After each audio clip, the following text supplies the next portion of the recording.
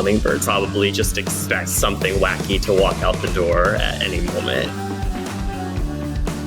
But they're happy as long as they're getting fed.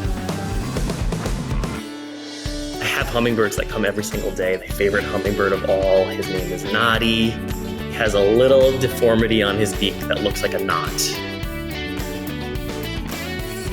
He would honestly show up once every 5 minutes.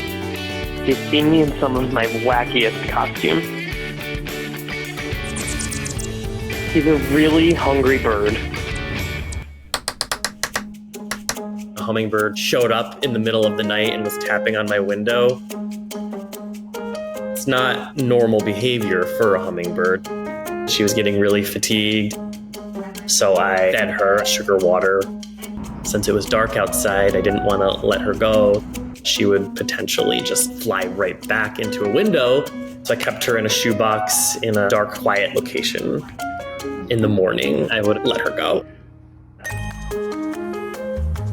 For the first time since I had moved to California, I felt peace.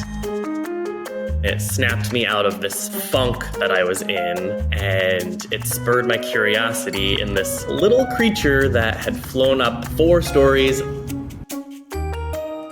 I started to flex my creativity by coming up with ways to feed hummingbirds. So I started creating these elaborate costumes.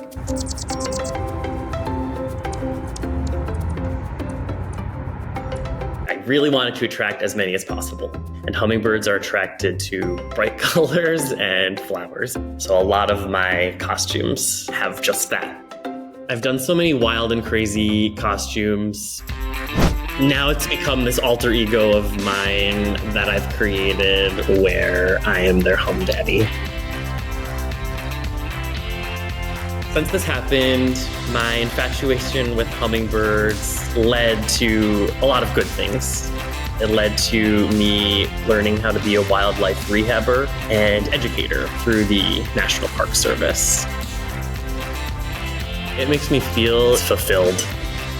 I also then got married and we bought our very first home. I have new hummingbirds that I feed. I have about a dozen feeders in my backyard. I have a bath for them that bubbles.